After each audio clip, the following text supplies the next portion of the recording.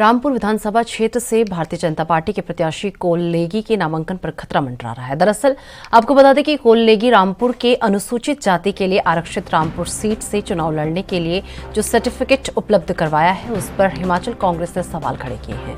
इससे पहले कोल्लेगी के नामांकन पर आपत्ति को लेकर हिमाचल प्रदेश उच्च न्यायालय में भी याचिका दायर की जा चुकी है। हिमाचल कांग्रेस लीगल सेल के अध्यक्ष प्रणय प्रताप सिंह ने कहा कि कोल्लेगी मूल रूप से किन्नौर के रहने वाले हैं, ऐसे में वे अनुसूचित जनजाति के लाभ लेने के योग्य हो जाते हैं। लेकिन नेगी ने अनुसूचित जाति के लिए आरक्षित रामपुर सीट से चुनाव लड़ने के लिए जो सर्टिफिकेट उपलब्ध करवाया है वो रामपुर प्राधिकरण अधिकारी से लिया है, जबकि ये सर्टिफिकेट निचार से लिया जाना था क्योंकि वो रूप से निचार में रहते हैं। जो कैंडिडेट रामपुर से दिए गए हैं भारतीय जनता पार्टी द्वारा, उनके सर्टिफिकेट को लेकर, क्योंकि जैसे आप लोग सब जानते हैं रामपुर एक शेड्यूल कास्ट सीट है जहां पर रिजर्व सीट है, परंतु इनका जो सर्टिफिकेट है वो इस वक्त भी एज पर लॉ जो है वो इस वक्त शक के घेरे में है। जब कल स्क्रूटनी हुई हमने ये इशू उठाया था, वहां पे स्क्रूटनी के समय भी इशू उठा था, परंतु वहां पे इनका सर्टिफिकेट एक्सेप्ट कर लिया गया। ये सर्टिफिकेट मैं आपको बता दूं, सर्टिफिकेट जो है मेरे पास इसके पूरे दस्तावेज पड़े हुए हैं।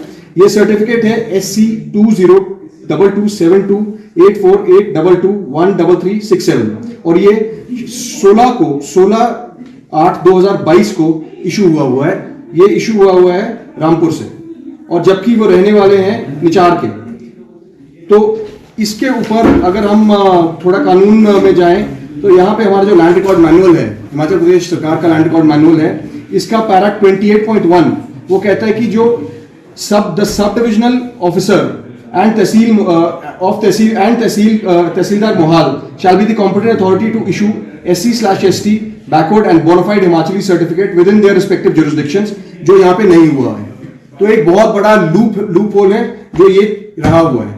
परंतु मुझे समझ नहीं आ रहा कि एक कैंडिडेट को जिताने के लिए और मदद करने के लिए पूरी की पूरी डिस्ट्रिक्ट एडमिनिस्ट्रेशन इस तरह लग गई है कि एक सर्टिफिकेट को आप जो अभी 2000 ST का सर्टिफिकेट है, 2022 में आप SC का सर्टिफिकेट देते हैं, ये जानते हुए कि उन्होंने इलेक्शन लड़ना है। अगर सिर्फ पर्पस ऑफ इलेक्शन से आप ये सर्टिफिकेट इशू कर रहे हैं तो मैं समझता हूं कि वहां पे और भी कैंडिडेट हो सकते थे भारतीय जनता पार्टी के पास, परंतु ऐसा क्यों कि एक ही आप सर्टिफिकेट, और वो भी एक सर्टिफिकेट जो कॉम्पिटेंट अथॉरिटी नहीं इशू कर सकती थी, उससे इशू करवा रहे हैं।